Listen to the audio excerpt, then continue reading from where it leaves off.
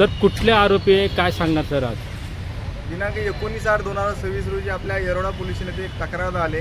त्यांनी तक्रार दिली की ट्रम्प टावरच्या समोर कल्याणनगर येथे एक माझ्या खिशातून जबरदस्तीने 2 इसम आले टू व्हीलरवरती आणि मला जबरदस्तीने धमकी दिली आणि माईकच्या हात घालून माझे जबरदस्तीने माझे 15,100 रुपये सोबत त्याचं आधार कार्ड पण होतं. हा जबरदस्तीने माझी जबरी चोरी केलेली आहे.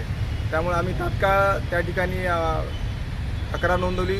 गुन्हा रजिस्टर नंबर 325/2026 कलम 309(4) व इतर कलमांवर आपण गुन्हा दाखल केला आणि गुन्हा दाखल केल्यानंतर आमची सर्व टीम, आमचे पोलीस निरीक्षक गुन्हे श्री केशव दिंडे साहेब आहेत, तपास पथकाचे श्री किशोर बेरड आहेत आणि त्यांची सर्व टीम, आम्ही सर्व टीम या ठिकाणी या गुन्ह्याच्या तपासामध्ये तपास सुरू केल्यानंतर आम्ही सर्व CCTV, सर्व तांत्रिक बाबी आणि त्या ठिकाणच्या गोपनीय बातमीदारांमार्फत आपण माहिती काढली. या सर्व तपासामध्ये आमच्या सर्व तपासाच्या टीमने साईनाथ मस्के आहे, अनिल मनाळकर आहे, यांनी विशेष मेहनत घेऊन CCTVचा मागोवा घेतला. एकूण 87 CCTV या आपल्या प्रकरणामध्ये आपण तपास केलेला आहे. या 87 CCTVचा मागोवा घेत शैलेश बाबळे यांना असं निदर्शनास आले की हे रेकॉर्डवरचे गुन्हेगार आहेत.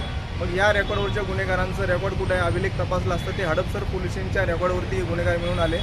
मग हडपसर पोलीस स्टेशनच्या मदतीनं आम्ही त्या स्थानिक पोलिसांच्या मदतीनं हडपसर पोलीस स्टेशनच्या हद्दीतून या दोन्ही आरोपींना ताब्यात घेतलं. त्यांच्याकडे चौकशी केली असता एकाने आपलं नाव निखिल उर्फ दादा शशिकांत कांबळे, वय 26 वर्ष, राहणार वेताळ बाबा वसाहत हडपसर, आणि दुसरा जो आरोपी आहे तो आयान नासिर शेख, वय 22 वर्ष आणि राहणार सय्यदनगर वानवडी. तर या दोन्ही आरोपींना ताब्यात घेतलं. त्यांच्याकडे चौकशी केली असता त्यांनी गुन्ह्याची कबुली दिली आणि हे विशेषतः हे आरोपी रेकॉर्डवरचे आहेत, सराईत गुन्हेगार आहेत.